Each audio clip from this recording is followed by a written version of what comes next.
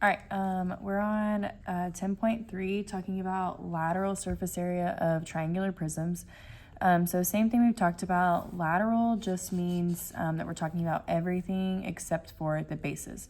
We're going to talk about triangular prisms today. So the only difference about triangular prisms, just when we're doing lateral, normally whenever we shade our bases, we've been talking about rectangular prisms. So our bases have been the rectangles, the top and the bottom. But this time, when we're talking about a triangular prism, our bases are always going to be the triangles. So they're kind of just named after what their base is. So a triangular prism, the base is a triangle. So whenever I shade, I'm not going to shade the top and bottom. I'm going to shade my triangles. Okay, so I shade my triangles. This is still my first step.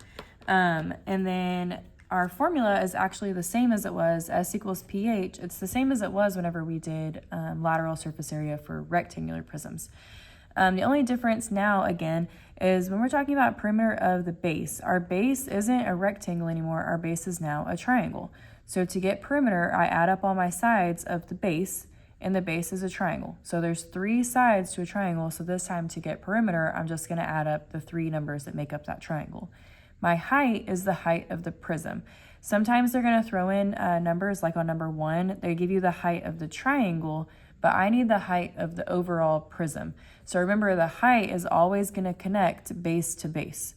So the height goes between the bases right there.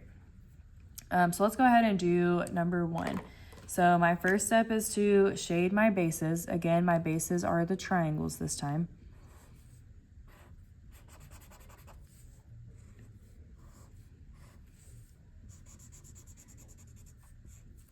Okay, then I circle my height, and again, the height is connecting base to base. So what is connecting this triangle to that triangle? 13. So I'm going to plug that in for H, and I'm going to get rid of it. Now to get the perimeter, I'm getting the perimeter of the base. So the perimeter of this triangle right here. Okay, the perimeter of the triangle is talking about the outside of the triangle. So which 3 numbers do I need to get the outside of that triangle? Well, I'm not going to use 6. That's talking about the height of the triangle. I don't need that. I need these outside lengths. So I'm going to take 9 plus 8 plus 7.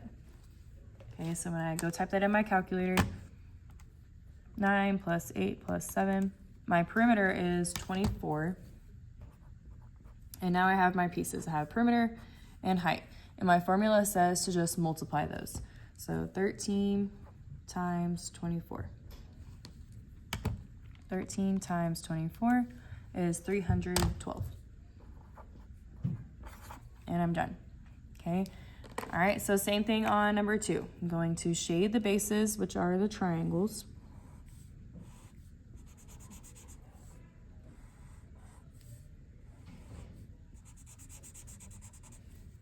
Okay, my height, when I circle that, it's connecting base to base. So what is between these 2 bases? That would be 7. Use it and lose it. Then I need to get my perimeter of the triangle. Perimeter of the triangle. So I need these outside numbers. So I need 12 plus 5 plus 13. Okay, 12 plus 5 plus 13 is 30. And then S equals pH. So S equals 30 times 7. 210. Okay, next one. Same steps. I'm gonna highlight my bases.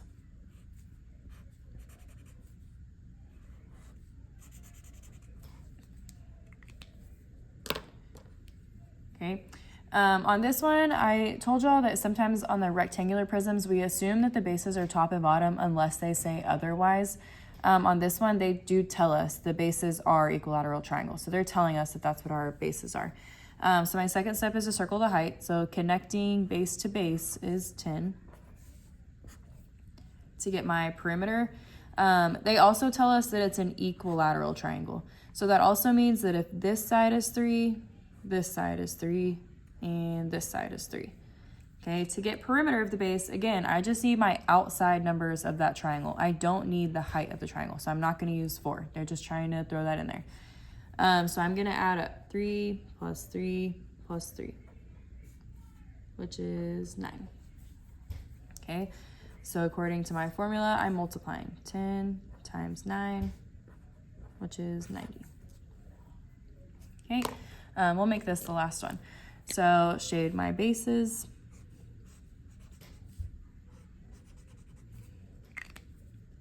Circle my height, so connecting base to base is 51. Lose it. Okay, on this one, I just need the 3 sides of my triangle. So I have 24 plus 10 plus whatever this side is. Well, if I look over here, they tell me that that side is 26. So 24 plus 10 plus 26 is 60. And again, I multiply 51 times 60. And get 3,060.